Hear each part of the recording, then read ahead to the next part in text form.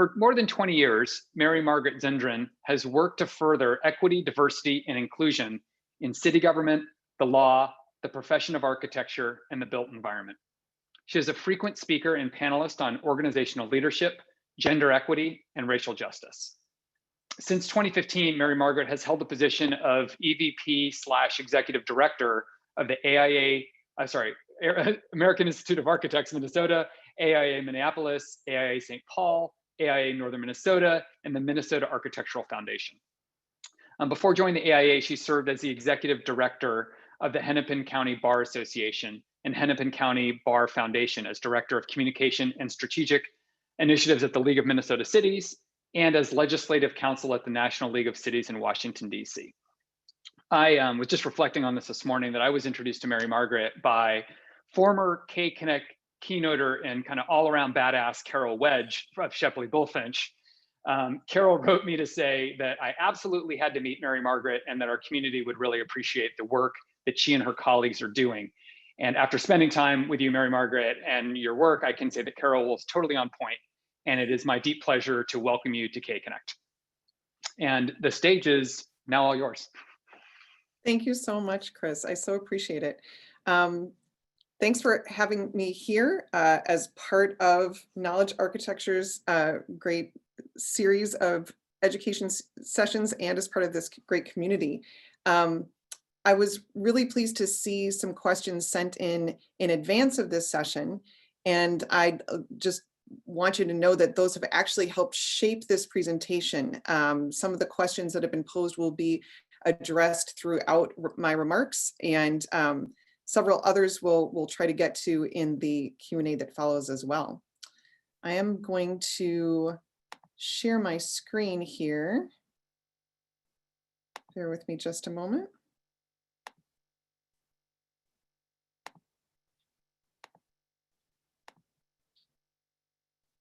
Okay. So we're going to start off with an overview of the AIA Minnesota Culture Change Initiative, something where we spent 2 years conducting research and analyzing the culture of the profession of architecture in Minnesota.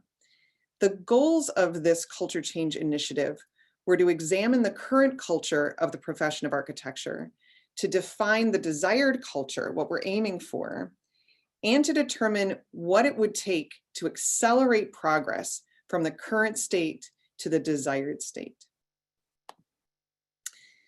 This culture change initiative was really prompted by the rise of the MeToo movement back in spring of 2018. That was when the New York Times investigation brought forward accusations made against Richard Meyer, and when there was wide circulation of a list that brought forward additional accusations against others in the architecture community anonymously. AIA National's response to those events was primarily twofold. They revised the AIA Code of Ethics to include stronger language discouraging harassment, discrimination, and bullying behavior. And they adopted and required AIA components like ours to adopt harassment and discrimination policies. Our staff and our board of directors really felt like our response needed to go further than that. From our observation, many companies and industries have had ethical guidance and policies like these in place for decades, but not to significant effect. We realized that we needed to go beyond dealing with the symptoms and get to the deeply rooted issues in the culture of architecture. A culture that really allowed that sort of behavior, which were open secrets in the profession, to be tolerated.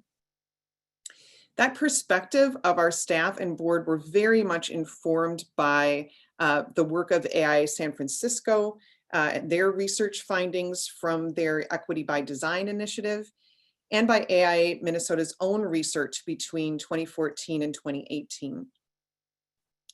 For the Culture Change Initiative, we took on both primary and secondary research. Our original primary research involved assembling more than 70 members of our AIA Minnesota community as the Culture Change Resource Team. That group met in multi-hour sessions, including deeply, very in-depth small group work, 4 times over the course of 2019 and twice to review and refine the outcomes of this work. The group we pulled together was very demographically diverse, with the intent of reflecting the demographics of the population of Minnesota and thereby overrepresenting the number of women and people of color in the profession. It was also diverse in terms of age and positional power, from students and people who are very new to the profession through to individuals who are CEOs of architecture firms and recent retirees. And in the summer of 2020, following the murder of George Floyd, meetings were held with Black architects and designers of our local community, some but not all of whom had also been involved in the Culture Change Resource Team, to gain additional insights. Secondary research sources for our work included the AIA Guides for Equitable Practice, which I hope you all have spent time with. If you have not, I strongly encourage you do so. Those guides were the basis for the initial questions that were asked of the Culture Change Resource Team. We also looked to media interviews and columns that involved people who are underrepresented in architecture. And also, so those media interviews and columns also informed this work. To determine what would best move us from the current state of the culture to the desired state, we turned to systems theory, complexity theory, adaptive leadership theory, and intercultural development theory. The first core finding of our research is that culture change is possible now. Systems theory tells us that destabilization of a system makes it more susceptible and more amenable to change. Over the past few years, there have been 4 profoundly destabilizing forces building upon each other to make now the right time to lead change in the culture of the architecture profession. The MeToo movement, the nation's latest reckoning with systemic racism, the rise of climate change as a societal and client priority, and the COVID-19 pandemic. The convergence of these major destabilizing forces really has created a once-in-a-generation opportunity for systems change and for culture change. It's important to note, of course, that these destabilizing forces are overlapping and intersectional in nature. And these forces affect both the profession and the built environment. The pandemic has, of course, had deeper impacts on women who tend to still carry significantly more of the caregiving burden than men. People of color are more susceptible to severe health impacts from the pandemic due to health issues that are tied to systemic racism in healthcare and generational poverty. Climate change is a contributor to both the creation and the dispersion of novel coronaviruses like COVID-19 and has disproportionate impacts on people of color, who through discriminatory housing and planning practices are more likely to live in areas with less green space, higher temperatures, and more air pollution. And while this culture change initiative is focused on the profession of architecture, it's clear that these same destabilizing forces are already changing the desires of clients and the design solutions that will best protect the public health, safety, and welfare going forward. With this in mind, the firms that are best positioned for success in the years ahead are firms whose demographics reflect those of the broader population, firms that have strong ongoing partnerships with women-owned and BIPOC-owned firms, BIPOC, of course, standing for Black, Indigenous, and people of color, and firms where individuals throughout the firm have strong collaboration skills and the ability to both recognize and bridge across to adapt toward difference, what is called intercultural competence. Here we're talking about not just internal demographic differences, but being able to work successfully with industry teams, with clients, and with users who are and will be more demographically diverse than ever. The diversity, inclusion, and intercultural competence of the team will be key to winning work, public, nonprofit, and private sector work, and being able to complete that work to the satisfaction of clients and users. Firms positioned for success are also those that have made flexible, outcomes-based approaches core to their way of working and have established a solid base of skill and knowledge in developing, implementing, and measuring design solutions that are climate-oriented and equitable. Unfortunately, the number of firms that can say with integrity that they are currently well-positioned in these ways is much fewer than it needs to be for the profession to succeed in the years to come. An attendee of this session who submitted questions in advance asked, how do you determine if culture change is needed in a certain environment? And my response would be that unless you can say with integrity that your firm is well positioned in all of these ways, you need to engage in culture change. Someone else asked, how can you get white staff to see the importance of culture change? This business case is part of the answer. There is a true business imperative for the culture of the profession to change. Culture change is needed to support firms' ability to survive and to thrive.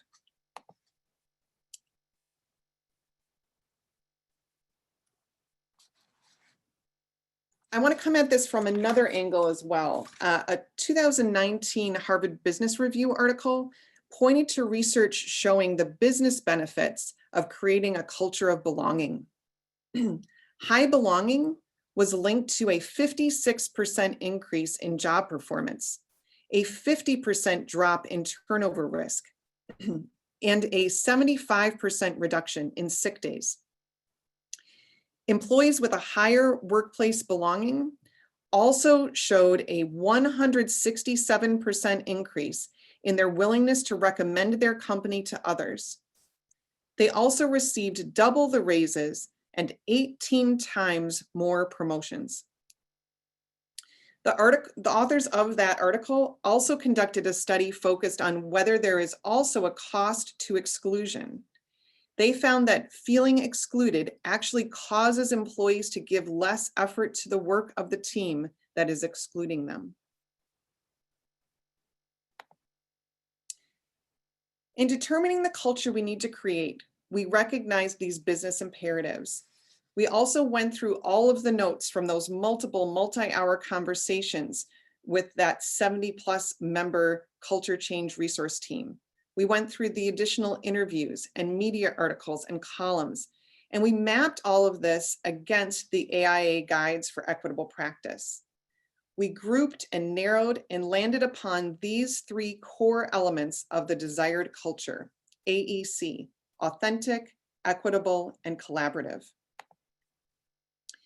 When we're talking about an authentic culture, it's one where a person can be open in sharing their thoughts and perspectives, where the lives people live, the many aspects of who they are, can be openly communicated and are valued. Authentic culture is one based on trust that is from the beginning of the relationship, rather than required to be proven and earned over time. An authentic culture is one of candor based on trust and mutual respect, where various and opposing views can be expressed and heard, and where they have the potential to actually shape the outcome. An authentic culture is one where you can be yourself, where your gender, your sexual orientation, your race, your ethnicity, and other important aspects of who you are don't have to be concealed in order for you to be seen as a valuable member of the team. In Minnesota, working to create an authentic culture within the profession of architecture is particularly challenging because Minnesota culture tends to avoid conflict, and openly disagreeing is considered by many to be rude. To make headway in creating a culture of authenticity in the face of headwinds from Minnesota culture more broadly requires us to focus first on trust and respect. When we talk about an equitable culture, it's one where we move beyond focusing on what we all have in common, our shared humanity, our shared desire to create great outcomes in the built environment, and recognize where there are differences among us. Focusing on equal distribution of resources and treating everyone the same, regardless of their gender, ability or disability, sexual orientation, religion, race or ethnicity, often ignores important differences in how the broader world and the profession have historically treated people who have been underrepresented within or marginalized by the architecture profession. Equitable cultures focus on fair outcomes. They recognize where the system of architecture provides inherent advantages to some individuals more than others, and offers ways to bridge those gaps. Equitable cultures recognize where there are aspects of the culture that accelerate the career growth of some individuals and hinder the career growth of others. Golf as a networking and mentoring activity is one example. It's a sport that takes a lot of time and money to get good at, and one where women and people of color were long excluded. The amount of time it takes to practice and to play makes it less conducive for people who are caregivers to participate in. Equitable cultures adopt beliefs and frame challenges in a way that recognizes disparities as more systemic in nature than about the individual.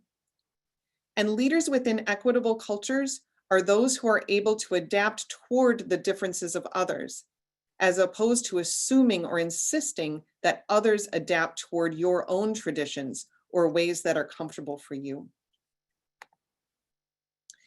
We are also aiming for a collaborative culture. One of the most interesting findings from our research was that many people take pride in the collaborative nature of architecture, that this is seen as a characteristic of the current culture of the profession. Yet at the same time, many others in the profession did not see the culture as collaborative and pointed to the many ways it is individualistic in nature. The difference here was particularly pronounced among women and people of color. While the stated intentions, the assumptions, are that the work of architecture is collaborative, the actual experience of women and people of color was that the work did not feel collaborative. When we looked back to strategic planning research that we conducted in 2016, we saw the same issues related to the broader AEC industry. Architects viewed themselves as collaborative and want to be seen as collaborators. But people in the trades, engineering, and construction did not see architects as collaborative and wished for a more collaborative spirit industry-wide. We're talking here about how there is currently a difference between intent and impact related to collaboration. In the desired culture, the intentions of collaboration are matched by how collaborative the process actually feels for all involved. In a collaborative culture, teamwork is prioritized over individual achievement. This is reflected in things like criteria for performance evaluations and in how project outcomes are assessed. Collaborative cultures foster mutual respect and involve listening to understand and responding based on what is learned. Listening to understand is about being authentically present and requires a comfort with not knowing, an assumption that you as the listener have much to learn from others, as opposed to holding tightly to the idea of architect as expert. And finally, collaborative cultures recognize there is no one right way, that there are almost always multiple ways of interpreting information, executing a process, and getting to a desired outcome. For those who may feel that it's daunting to try to create a culture of architecture that is authentic, equitable, and collaborative in all of these ways, it's critical to realize that culture is built every day by every one of us through the actions we take, the conversations we have, the questions we ask, and the choices we make. This recognition led us to look more specifically at the system of the profession and those everyday actions and decisions. We recognize that the profession of architecture is a dynamic, adaptive, human system to which systems theory and systems thinking could be applied in determining how it currently operates and how we can best and most quickly move from the current state of the culture to the desired state. To ensure shared meaning, systems thinking is about viewing the elements of a system in a holistic, expansive way, focused on the interconnectedness and relationships among elements of the system rather than on the individual parts. Recognizing that dynamic, adaptive systems don't operate in a linear fashion or in silos. Each element influences the other in ways that are ever emergent. What's courageous about systems thinking is that it leads you to ask questions that are impolitic, that can feel uncomfortable. It leads you to solutions that may be counterintuitive and challenge foundational assumptions and beliefs. So in identifying ways to intervene in the system, we turn to leverage points analysis, the approach developed by Donella Meadows decades ago that remains core to systems theory.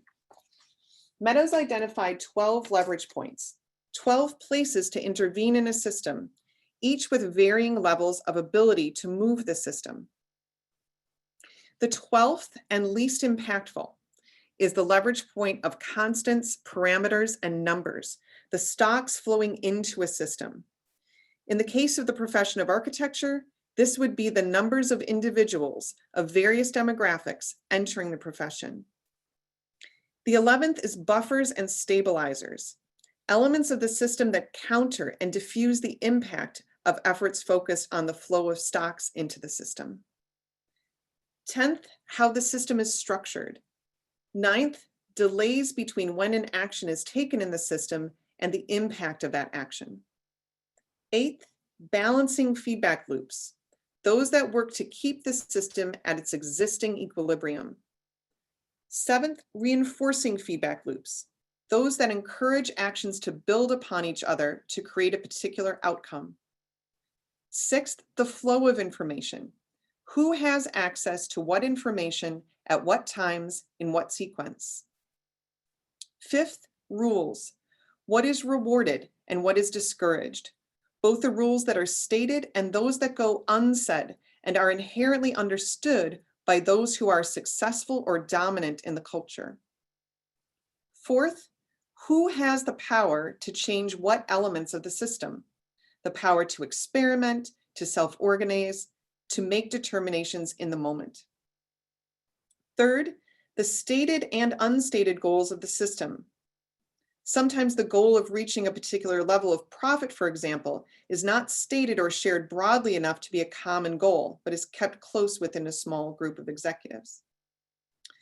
2nd, mindsets and paradigms, the beliefs, biases, and assumptions from which the other aspects of the system flow. Mindsets are the basis for everything, from structure to information flows to rules and goals. And first, the ability to transcend paradigms, to look entirely beyond the existing system and its mindsets to new ways of thinking and being.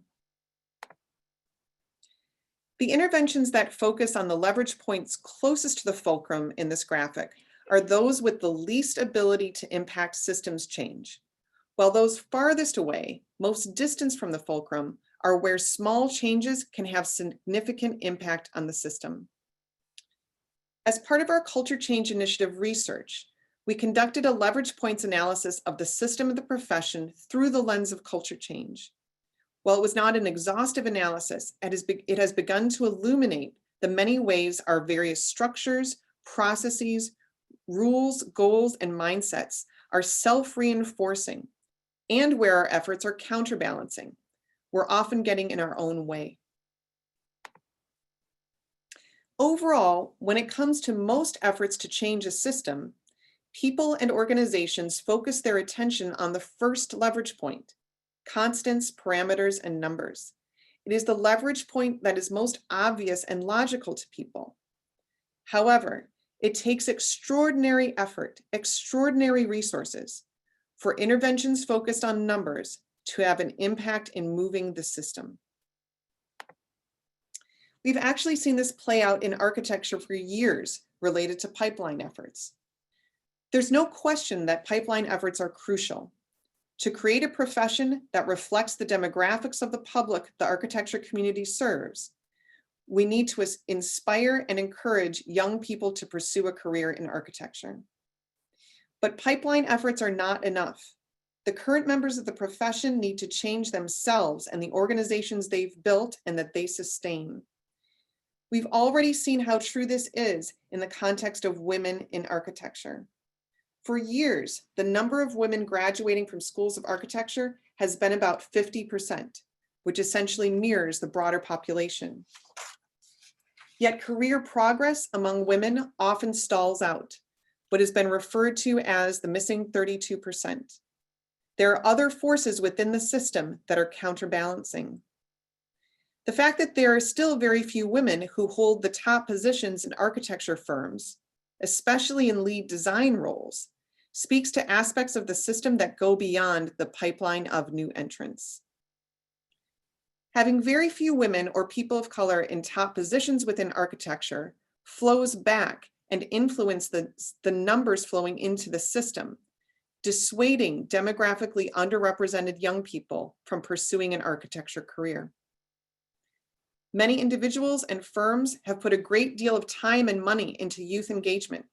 More recently, firms are developing relationships with historically Black colleges and universities, wanting to strengthen recruitment efforts. But without also examining and changing the rest of the system, the situation individuals are being recruited into, these recruitment efforts will ultimately be unsuccessful. It's really a matter of integrity. If we are serious about recruiting people of all genders, people with disabilities, LGBTQIA people, people of all races and ethnicities to the profession of architecture, we need to be equally serious about ensuring that firms are set up to ensure these young people have a strong chance to thrive within the culture of the profession. To create a profession that reflects and can best serve the public, we need strong pipeline efforts focused on the numbers flowing into the system.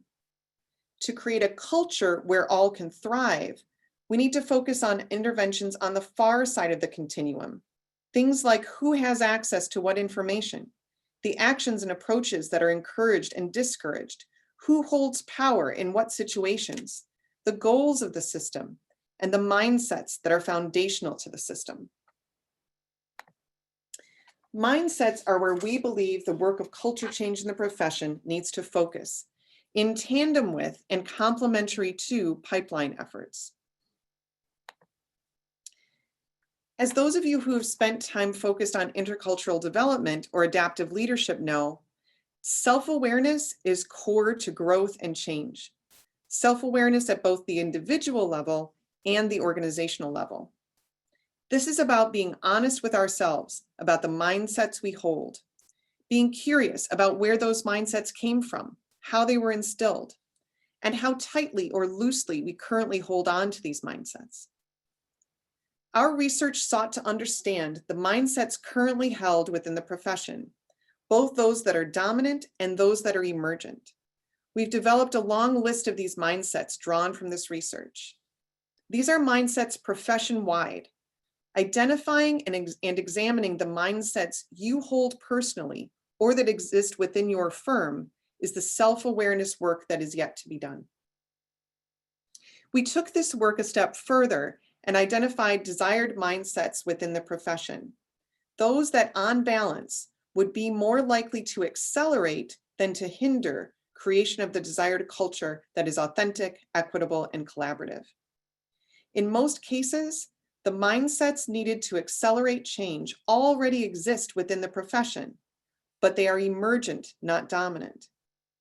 To determine what mindsets already exist within a culture and to determine where culture change is happening, we need to be actively looking for patterns of behavior that demonstrate that are the manifestations of the mindsets we want to move away from and the mindsets we want to reinforce. This is pattern spotting. It can reveal where our self-awareness, individually and organizationally, is flawed or uninformed, or where our intent is not matching our impact. The mindsets document we developed brings forward the hindering and accelerating mindsets we identified in our research. Two examples of existing mindsets are shown on the left of this slide. One is a very prevalent mindset that long hours show dedication and are a badge of honor. We found this to be a mindset that, on balance, hinders an authentic, equitable, and collaborative culture, and that a parallel mindset that is emergent will be more likely to accelerate change toward the culture we seek. The mindset that long hours are unhealthy and don't lead to quality work.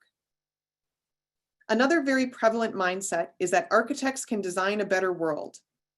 We found this to be a mindset that, on balance, does not hinder the culture we seek, that it is a mindset that should be reinforced and further leveraged in the context of culture change toward a mindset that the architecture community can design a better profession. In a few minutes, we'll come back to talking more about mindsets. A complementary theory we dug into is complexity theory, which is about how we best implement interventions informed by our analysis of leverage points in the system. What leaders often want to do is simply direct that change happen, that new rules and policies be established, and that people be told to abandon past mindsets and adopt new ones. It's not quite as simple as that. The work of culture change is cultivation. It's about creating the conditions for change to take root and grow. While the desired change does need to be defined, getting there is an adaptive and iterative process where listening, observing, and responding are key. The cultivation work of culture change is a lot like being a gardener. It involves seeding, nurturing, weeding, and harvesting. Seeding is about both people and ideas. It's about inspiring people to pursue architecture as a career and bringing new people and partners into your firm. It's also about seeding new thinking, new experiments. Nurturing takes a lot of different forms. Like soil, it's important to make sure the environment where seeds are planted is rich with nutrients, that it has been prepared with the supports and resources that people of various backgrounds and identities may need to thrive.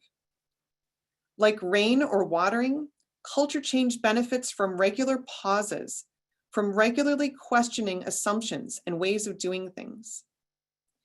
Like sun, culture change can grow more rapidly when light is shown on those efforts that are having the desired impact. Culture change also benefits from efforts to create space, where initiatives and individuals with potential to exemplify the desired culture have more room to grow, and where individuals and efforts that are crowding out authenticity, equity, and collaboration are challenged and sometimes even removed, where individuals are held accountable for their impact on the culture. When we see efforts bear fruit, we have the opportunity to assess our outcomes, to compare our intentions to our impact. We can re-examine and rework our seeding, nurturing, and weeding approaches.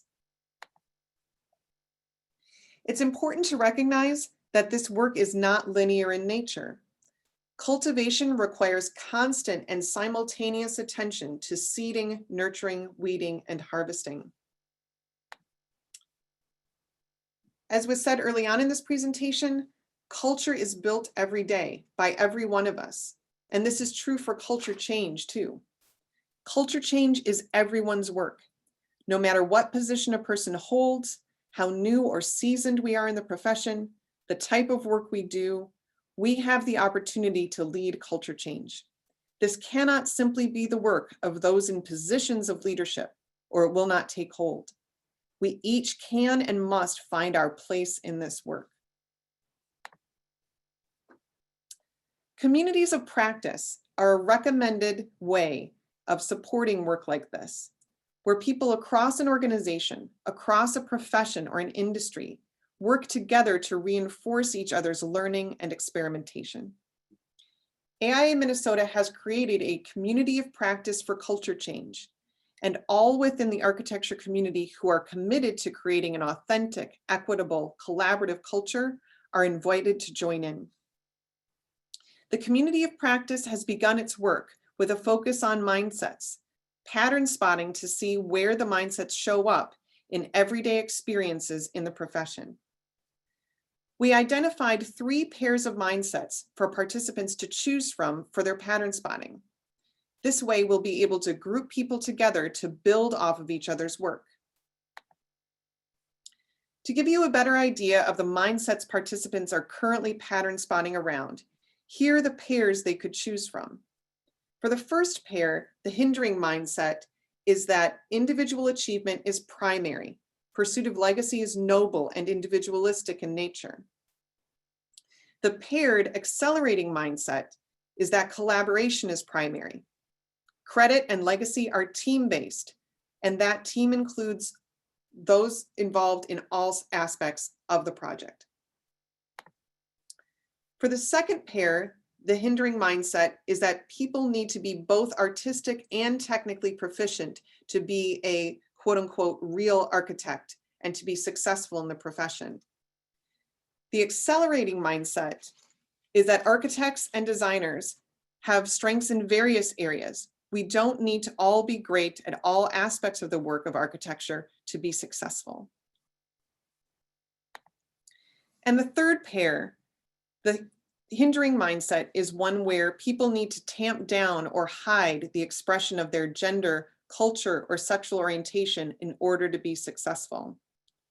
And the accelerating mindset is that the work of architecture is best accomplished when we can bring our whole selves to our work. So we've asked members of the community of practice to document their observations around one of these pairs of mindsets. We're also asking them to map their observations to particular leverage points, which will in turn inform experiments with interventions in the system. Within the community of practice, we will share our learnings. We will keep constant attention on this work, and we will practice what we preach. We will work to operate with integrity in a manner that is authentic, equitable, and collaborative. This community of practice launched in late January and will be primarily virtual in nature.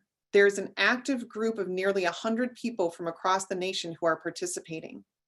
Eventually, this work may include an in-person component as well. A few attendees of this session asked in advance that we provide concrete examples of culture change within organizations and the factors that made this work successful. While we are still very much on a journey of culture change, I do think that AIA Minnesota as an organization is a good case study to look at. Answering this question allowed me to look back at our work over the last 6 years as an organization through the lens of what we've learned from our Culture Change Initiative research. And I do think that there are some helpful takeaways. The fact is, the question we've gotten most often in presenting this research is, doesn't culture change take decades, take generations? From our experience, it can actually happen quite quickly. We've seen significant change over the past 6 years. It might be easy to dismiss us as a small organization, but the culture change we've seen is within our staff team of 9 and our boards of directors, which total more than 60 members, and the leadership of our committees, which is another 50 or so people, as well as the broader, deeply engaged membership, which I would put at around 200 additional people. The investment we've made in this work, I would estimate being at around $80,000, which came from our reserves over several years. For context, we have a $2 million annual budget. Before I joined AIA Minnesota, momentum had already started to grow around making diversity and equity priorities for the organization.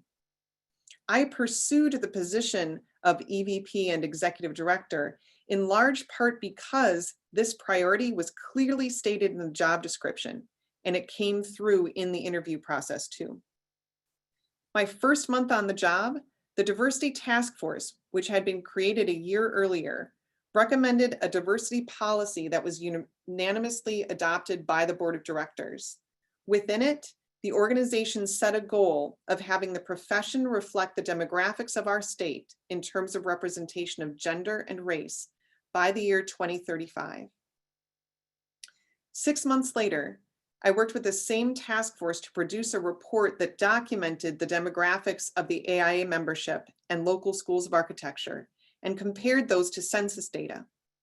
It also included a set of recommendations for change within AIA Minnesota as an organization.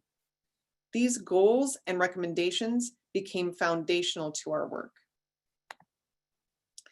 We went through a strategic planning process, the first in a decade, in a manner that engaged the membership in conversation about what they wanted from the organization and the issues that needed to be addressed. We purposefully overrepresented women, people of color, and young people in our research, with the outcomes of the diversity task force in mind. We set new goals and values for the organization, but paused before developing a work plan. Using the matrix map analysis approach, we took several months to evaluate every program, service, and committee against those new goals and values, working to identify where our values were already showing up in our work and where there were gaps, essentially pattern spotting. These findings then drove the work plan we developed to guide our efforts for the next several years. And we reviewed and revised our employee handbook to shift policies to be more equitable for caregivers of all genders and various definitions of family. We specifically retained an approach of separate vacation and sick time, and later created an emergency pooled sick time bank, recognizing the disproportionate impact on sick time that women often experience due to more often carrying the burden of caregiving. We hired a woman who was 7 months pregnant and needed to go on bed rest a month early. We provided 3 months of fully paid maternity leave and simply asked that she sign something stating her intention to stay with us for a year following her return to work. She's now been with us for more than 3 years and is a deeply valued member of our team. We also hired a consultant, Team Dynamics out of Minneapolis, St. Paul. We laid out a multi-phase, multi-year approach for organization change, starting with intensive training for the whole of our staff team. That training involved 7 multi-hour sessions over the course of a year, each person taking the Intercultural Development Inventory, a diagnostic tool that measures one's ability to recognize and bridge across difference. Team Dynamics provided both individual and group-based applied learning and coaching, with additional opportunities offered for people of color in the context of a white dominant staff, team, and culture. And after the core training was completed, we paid for additional follow-up sessions for staff team members to connect with our coaches as we continue to apply learnings to new situations. With the learnings and growth from that experience, we turned to developing training for our membership with a focus on the leadership of AIA Minnesota and our local schools of architecture. We invested in one of our staff members to be trained to administer the Intercultural Development Inventory diagnostic tool. And our staff team worked with Team Dynamics to develop a version of the training we had gone through to be one that is tailored to architects and architectural designers. After several iterations, we launched the National Intercultural Leadership Program in 2020. The staff member who became a qualified administrator of the IDI supports the NILP and conducts a program called Foundations of Intercultural Development, where the NILP is meant to be a deep dive in developing skills to recognize and bridge across difference. The Foundations program is meant to introduce as many members and volunteer leaders to the intercultural development theory of change as we can, to grow individual self-awareness and to provide recommendations for self-directed applied learning. Over this same period of time, we also worked to grow our collaborative efforts with special attention to Black and POC-led organizations. We worked with local architects of color to support their efforts to start a Twin Cities chapter of the National Organization of Minority Architects. We brought the exhibit Close to the Edge, the Birth of Hip Hop Architecture, to St. Paul even though we didn't have an exhibit space or any experience.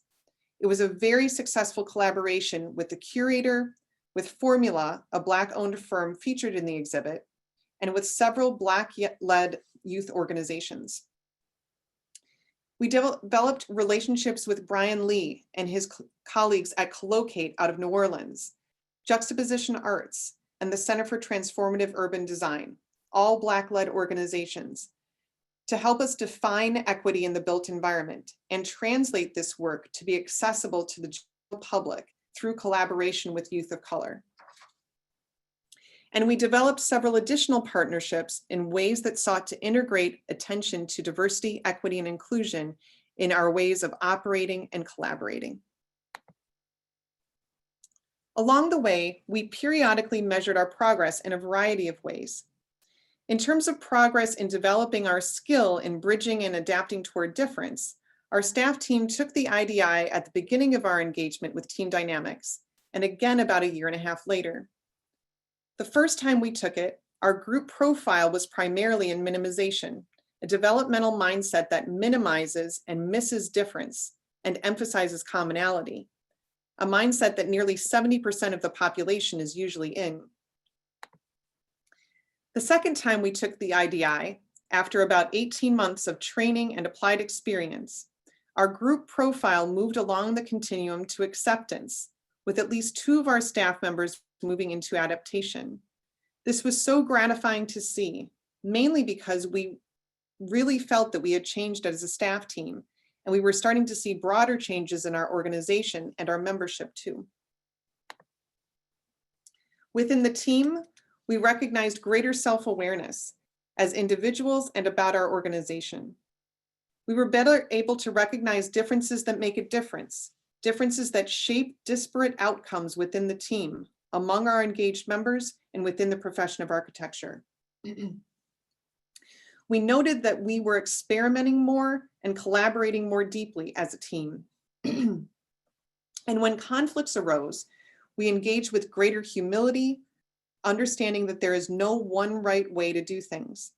We used our new pattern spotting and analysis skills to describe what was happening from material, relational, and symbolic standpoints, and to employ various interpretations of meaning in determining how to respond and to resolve conflict.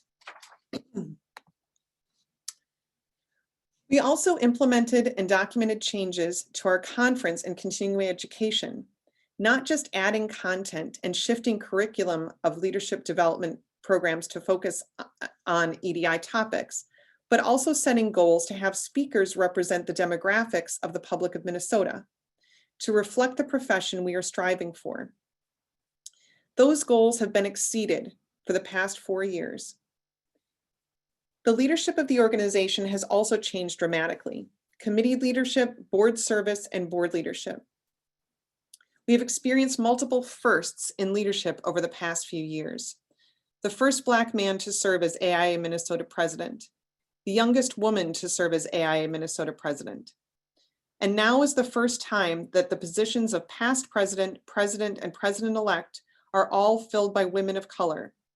Next year, we will have the first Black woman to serve as AIA Minnesota president.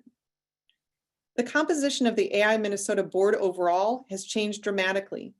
Compared to 2015, there are twice as many women serving on the board and 7 times the number of people of color.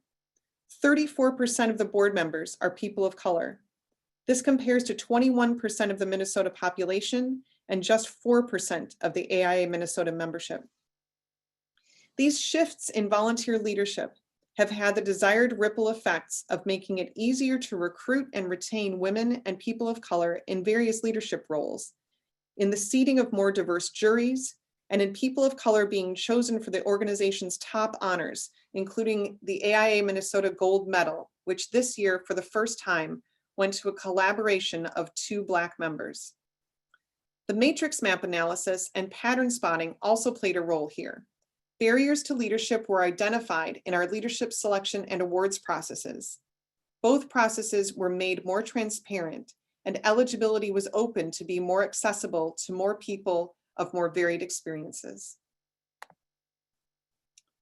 Pulling up a few thousand feet, we recognize that the most significant culture change has come from the deepening of relationships with people who had long felt marginalized by the profession of architecture and by our organization.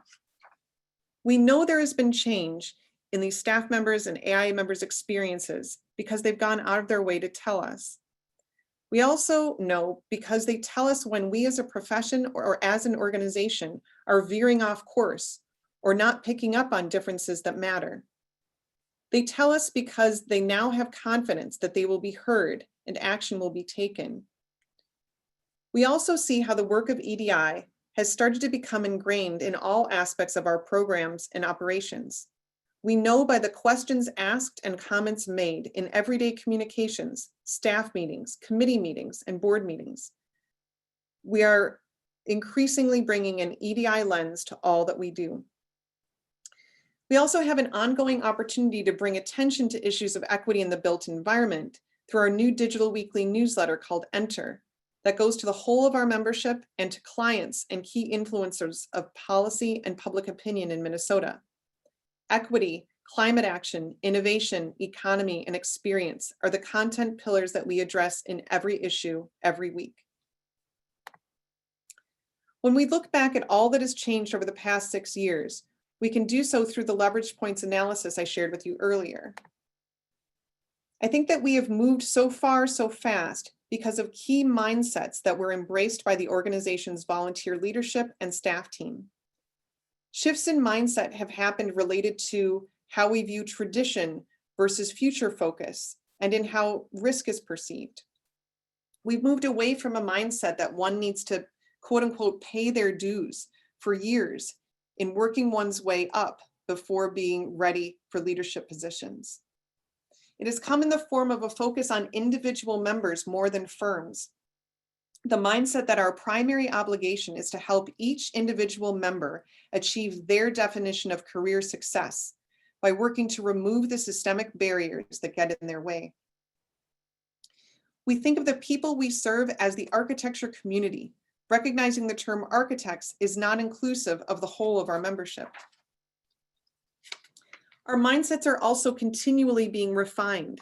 We've had recent discussions about terms like empowerment and inclusion, as often not conveying our intentions. These terms infer that there is a dominant group that needs to choose to confer power or to include, when what we are working toward is a feeling of power and belonging that is not oriented toward the actions of a dominant group. We also instigated and experienced many changes across additional leverage points that are on the more impactful side of the continuum.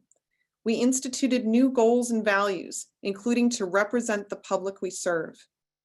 Our core value of integrity has been a game changer.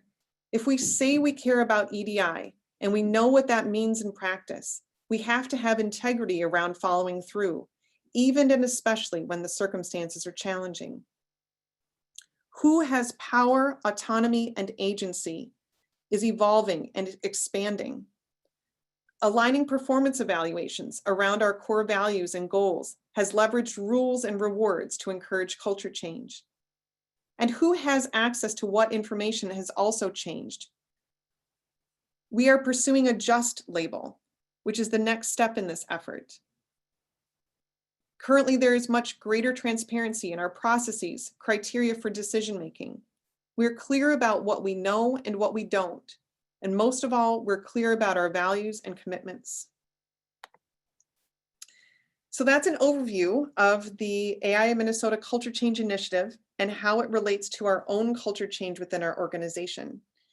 If you'd like to sign up to participate in the community of practice for culture change, I encourage you to contact my colleague, Pavielle French. Her email is on the slide. And if you're interested in learning more about the National Intercultural Leadership Program, please email me directly. I can also put our emails in the chat as well. Thanks so much for your time and your attention, and I would love to answer any questions you may have. I'm going to stop sharing.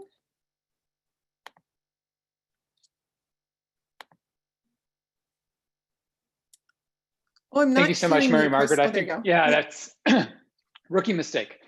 No worries.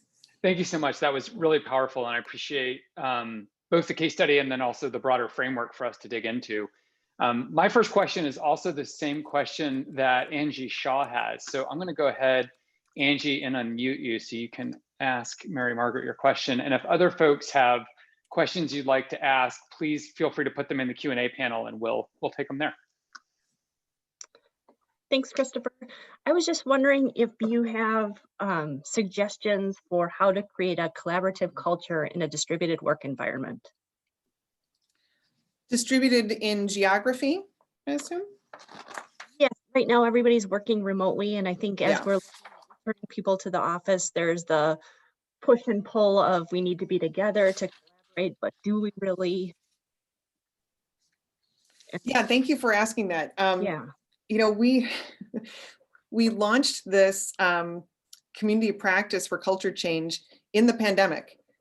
So we've been grappling with this, you know, over the past year, certainly in establishing that new group to do this work.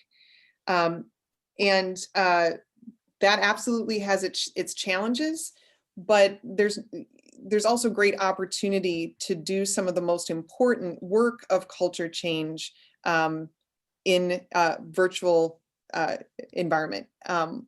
You know, as I mentioned, this work of self-awareness, both individually and about the organization, is work that can absolutely be done while we are still in this state and as we move to a hybrid future. You know, it is hard to build trust and build a culture of candor when you're only getting to know people in this virtual format.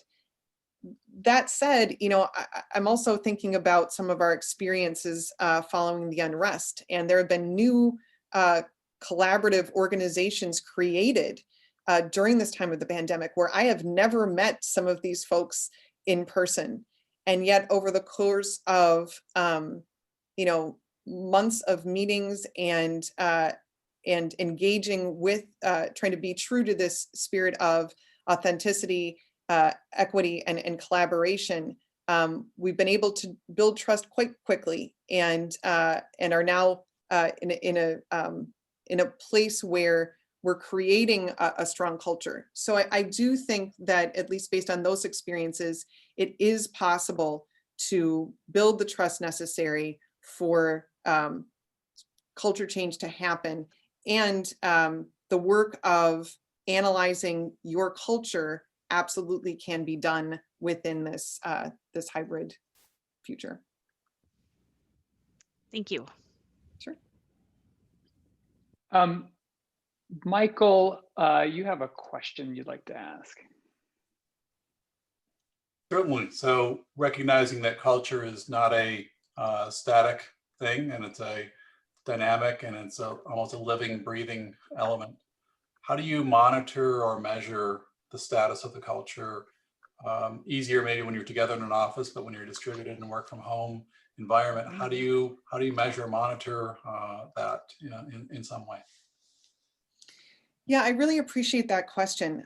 It's something that we are grappling with right now as an organization because, you know, it's been a few years since we did our strategic planning. You know, this is the time when you usually would do big surveys and check-ins.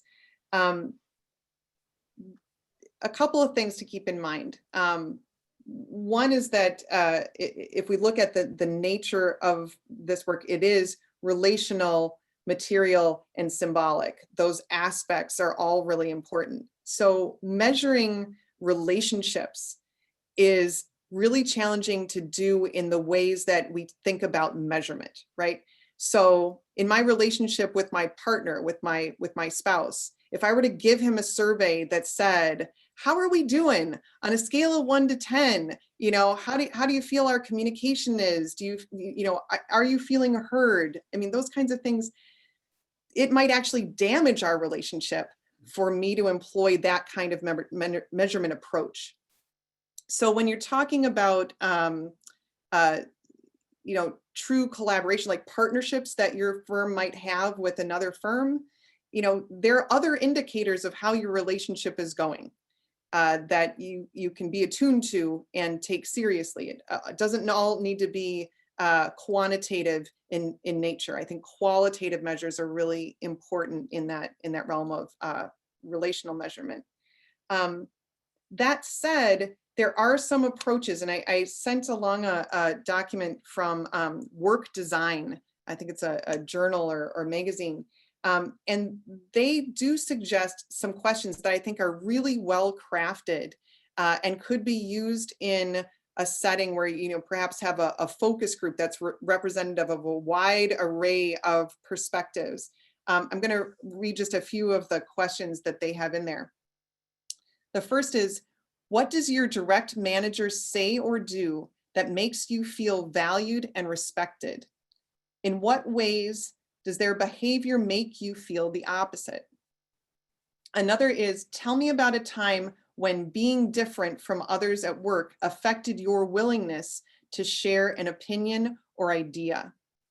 So those kinds of questions, you know, there's a lot of thought that's been put into exactly how they're crafted. And I think leaning on some of these examples is another good way to start in measuring where you're at. You know, also measuring things like head count, you know, seeing what are the demographics of folks in leadership of the overall group. That tells you about diversity. It doesn't tell you about that feeling of belonging. Equity also can be measured through hard numbers, but measuring culture change is more actually in that realm of inclusion or belonging. It is the harder realm to measure. And you'll see in that Work Design article, you know, there's still a lot of emerging research here.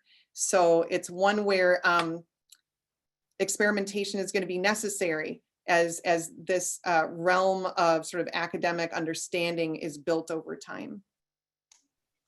Thank you, Mary-Margaret. Mm-hmm.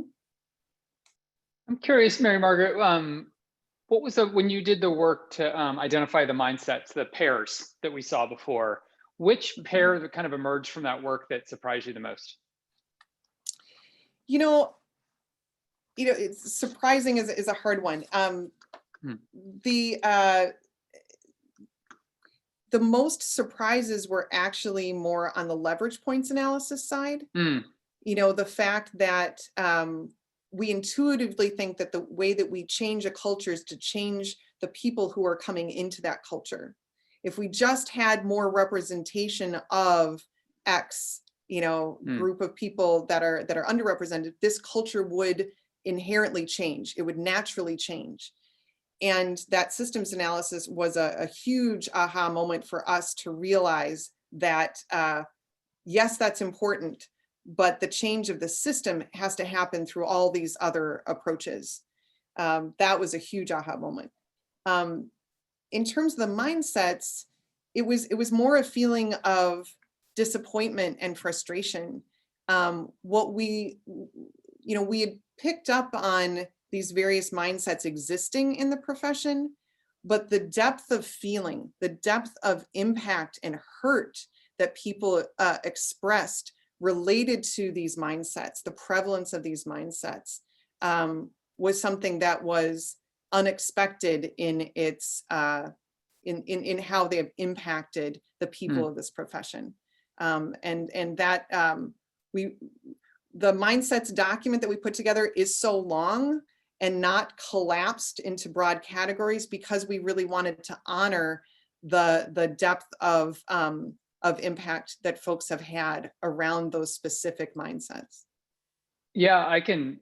I've read that document, but I had the experience of reading the AIA Guide Equitable Practice that you mentioned before, and I put the link in the chat. And probably the most memorable thing to me from that document was reading through the quotes of folks that have been in the profession for a while. And, you know, my background was working in 2 different architecture firms. We talked about these issues in the early 2000s, mid 2000s when I was in those firms. And to still see in this guide for equitable practice kind of where things were, you know, because I've been out of the firm for a little bit. We work with clients, but still it's not the same thing as being inside. I wonder, I guess I'm working my way around to a question, but well, I guess it's a recommendation that folks read these because it will impact you. And I wonder how much the kind of one of the keys to getting mindsets to change is for folks to read these first, if that makes Yeah, sense. yeah, I think I would read it all in parallel. Like, so again, we were actually part of developing those guides to equitable practice. We brought a lot of those stories forward.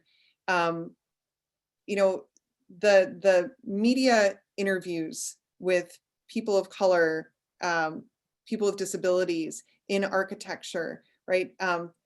There's so much out there to try to grow one's empathy or understanding of others' experience.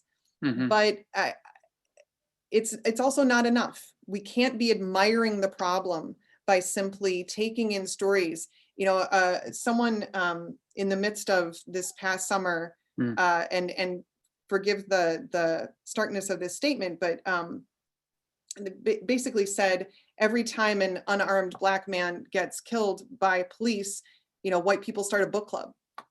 There's so much truth in that statement, and it's so hard to own the fact that that is true, that we kind of go inside our heads and we go into a learning mode. But we have to move beyond the taking in to actually working to change the culture, the systems that perpetuate pain, right? I want to come back actually to your earlier question, because there, you know, when I talk about the pain of the impact of some of these mindsets, for example, there's a prevalent mindset that we found related to larger firms in working with small BIPOC owned firms, that the larger firm is being benevolent, is being charitable in reaching out to help the small firms, right? Or that it's coming from a client, you know, directive that this happened.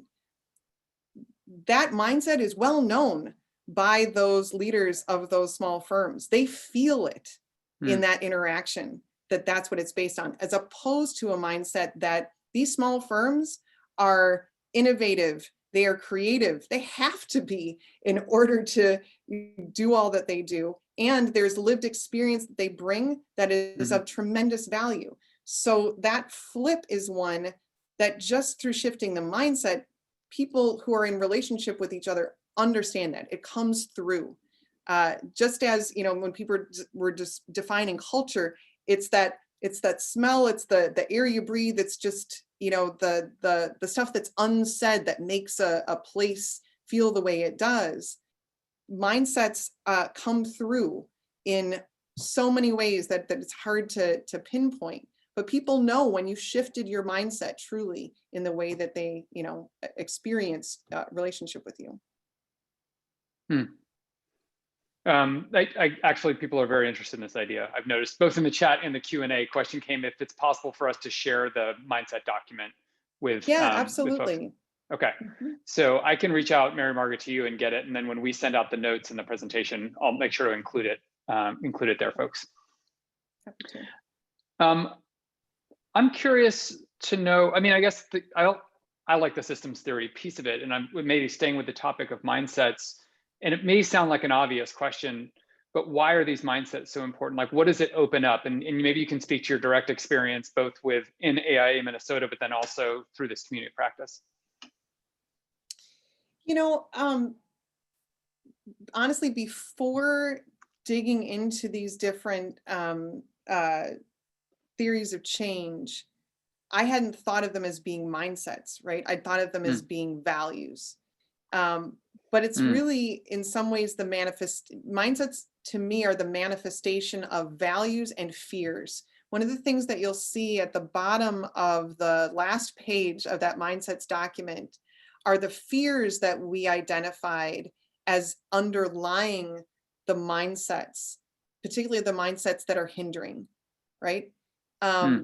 So we didn't go into our work 6 years ago with idea that we're going to change mindsets.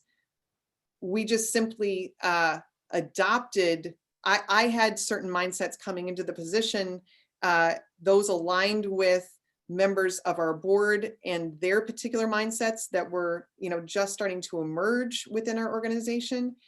and alignment of values and goals really took the form of a variety of mindsets that we realized in looking back we had held true to over the course of this time. So I'm curious, could you, if you off the top of your head, can you remember any of those fears that kind of underlie the mindsets and like how that? yeah, so one that comes to mind is fear of embarrassment, right? That so much of the way that architects and architectural designers see themselves, but particularly licensed architects, is that their identity is deeply, deeply tied into this profession. People say, I am an architect. That is who I am. That is core to my being, right? And so, challenges to or shifts, they're manifestations of that mindset that belie a fear of that aspect of identity being challenged, needing to change. Like the thing around long hours, for example, that badge of honor, that's because that person went through a really hard experience to get to this point. And while in one breath they may say, I don't want this for other people, they will then tell the war stories of 3 days with no sleep, and the fear is that if other people don't go through that same experience, it won't be as valued. It won't be that it diminishes somehow their hard-won accolade, their hard-won esteem. So this realm of dilution that you sometimes hear, this fear of dilution of the profession, is actually something that's a little bit closer to home. It's fear related to self and how one is perceived. Yeah, that's one that pops to mind anyway from that. And how did you get to that list of fears? Where did that come from? Who did you interview people? Did they just kind of open up and share it with you? Did they write? Where did this come from? So again, I mean, we took, dozens of hours of interviews with people, and so very much people telling their stories, and mapped those and sort of grouped them together to come up with the authentic, equitable, collaborative culture. But we did the same in determining the mindsets. So the nature of those conversations, some of it is captured by the mindset, but some of it is the nature of the conversation. What came through? What was the music beneath the words when someone was talking about why they hold this particular worldview, this particular mindset. So our core team did that analysis work. We then ran it by the group of 70, that culture change resource team, for them to sort of say, does this ring true? Is it, when you think about the mindsets do you hold, do these fears resonate with you as something that you might not have ever expressed, but you can literally sort of feel it resonating as something that is deeply true. And so that was our check on our analysis, was using that broad group. How does somebody, given some of the resources you've shared today, how does someone enter into this work, in your opinion? So I really do think there's sort of four key steps to begin this work. The first really is on that growing self-awareness. There's something that you can seek out on the internet. It's pretty easy to find. It's called an identity wheel. And it shows concentric circles of aspects of one's identity. And, just simply going through the process of filling in the little sections of that based on yourself, your gender, your race and ethnicity, your sexual orientation, the nature of your job, where you grew up. These are all aspects of yourself that have shaped how you see the world and how the world sees you. And some of them are more front of mind, top of mind for us than for others, for various reasons. But even just that step of individual awareness of, I am a deeply multifaceted person, and my lived experience has been shaped by all of these things, to then recognize that that is true for every other human being. And so, you sort of prime yourself to see others as multidimensional in ways that you may not actually be attuned to. You may not have been welcomed in to understand the whole of who someone is. That and that organizational pattern spotting are things that people can do right away. They can pick one of those mindsets and just say, where do I see this showing up?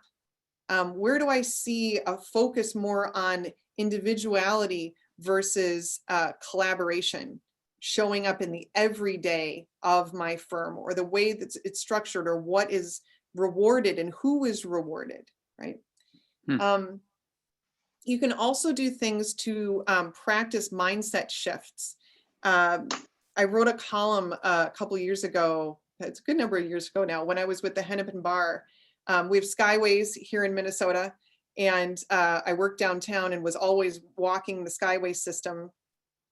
And there was a day when I was passing one of my members. I did not recognize her because she was dressed like she was going to go hiking. And most of my members, lawyers and judges, were consistently dressed in suits.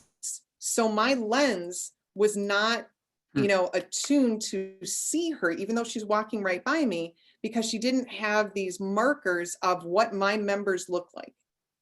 So after realizing what had happened, I did a thought experiment where I walked through the Skyways and said, what if I saw every person in front of me as either a current member, so a current lawyer or judge, a aspiring lawyer or judge, or a retired lawyer or judge? Like, the whole world opens up to that possibility, but you realize how much your mind is trained to put people in categories, right? So you can do a certain thing like that, where you consciously work to shift your lens and see how you experience the world differently.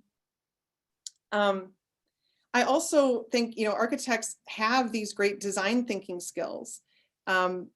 Recognize this as a skill that you can bring to this work.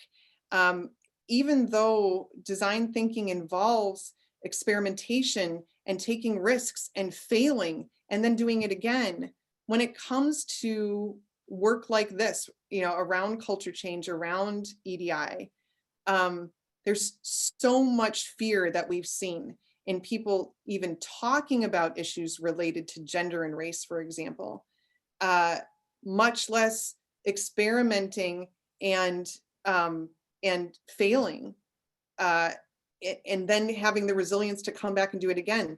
You've done this in other, you do it regularly in other aspects of your work. Apply that skill base to this work, make that commitment. And then finally, talk about what you're doing. Don't keep your work, in a siloed within yourself as a person. If you're doing that individual work, don't keep it just within your team. If your team is working on it, share the fact that you're working on this, that you're practicing this, that you're learning new things, because that actually, just in the sharing of it, just in having conversation about it, starts to change the culture. Culture is what we talk about. It's what we think about. It's what our peers and our colleagues and our, and if you want to influence someone who is higher in positional leadership than you are, that's just how you grow a groundswell, is that, boy, everyone in this firm is talking about this. I'm supposed to be leading this organization. I'm not in those conversations, So there's a momentum that can come from simply making this a personal priority and talking about the fact that it is one.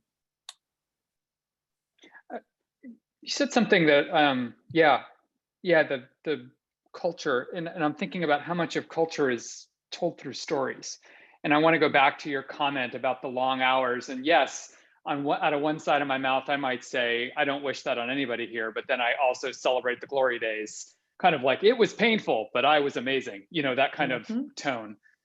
And I remember reading a few years ago a book that talked about, I think it was Ritz-Carlton, if I remember right, but it doesn't really matter, saying that they deliberately chose the stories that they wanted repeated about the organization, because those were ways of symboling what matters and what's valued. And this is what the good times look like, right? And I wonder where in the leverage points stories fit in your mind. Yeah, I actually think they fit within the complexity theory realm. And that idea of nurturing by shining a light on those stories, those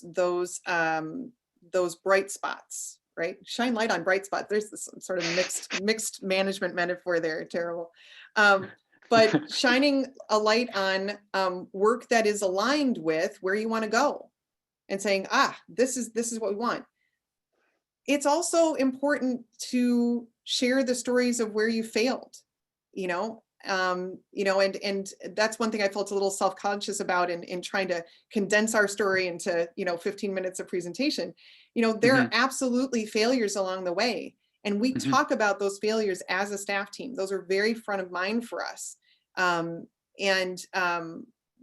We have to honor where we've misstepped in order to truly repair damage done, and do better in the future. We can't let those stories dissipate, and they need to be part of that compendium, right?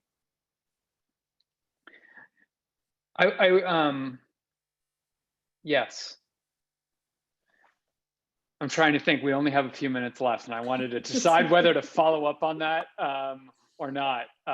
There's a lot to say there. I guess it would be,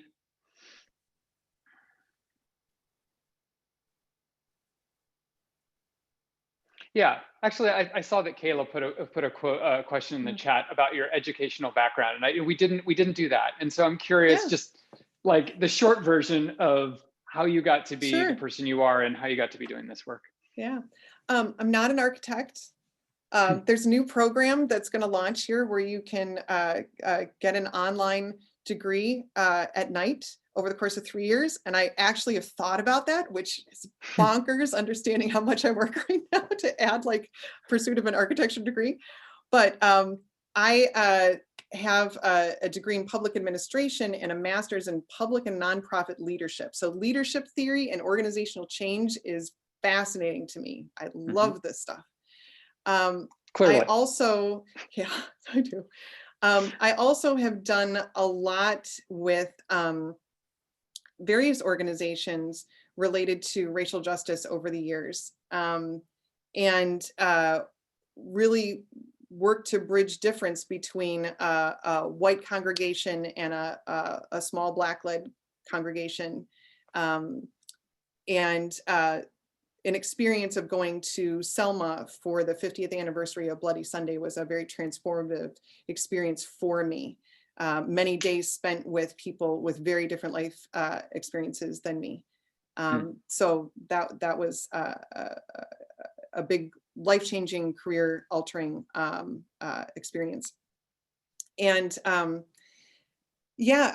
have the privilege of being able to help lead our leadership forum program. So I have an outlet for some of this leadership theory, but I've also served on the Equity and Future of Architecture Committee at AIA National, and worked with a tremendous group of leaders there, including Kimberly Dowdell from NOMA. So I just find this work serving the architecture community just such a privilege. And kind of maybe the short version, where do you go from here? What do you hope you're looking back on 3 or 4 years from now and saying, that's what we moved the needle on? Well, I think when you feel culture change happening, you just want to keep that energy strong and keep that momentum going. Again, to have the board that we have right now is a tremendous achievement in and of itself, but it doesn't mean anything if we can't actually sustain this level of diversity and inclusion and get to those equity goals, get to those actual changes in outcomes, right? This is all good, but it's not what we're aiming for. We actually have to change the career trajectories and outcomes for our members.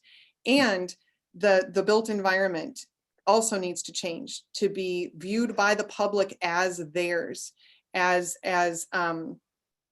we've experienced this last year here in Minneapolis. There's so much to be done related to growing equity in the built environment. I am a big fan of the framework for design excellence. I think the equity portion of that can be even further strengthened. We're doing a lot in that space. So 3 to 4 years from now, my great hope is that the built environment of Minneapolis, St. Paul, in the areas affected in the unrest is built back in a way that is truly community owned, community vision, community owning the process, community owning the economic benefit of what is created. Powerful. Mary-Margaret, thank you so much for your generosity and kindness and insight and being willing to share with us. I always enjoy talking about all things community of practice, organizational design, geeking out on this stuff too, systems theory. So, and also the more deep insights in your work. So thank you so much for being part of this. Such a pleasure. Thanks all. Everyone else, thank you for coming. We'll send along the recording, the slides, the chat log, a link to the collaborative notes in the next few days. Be well and see you next month. All right, take care.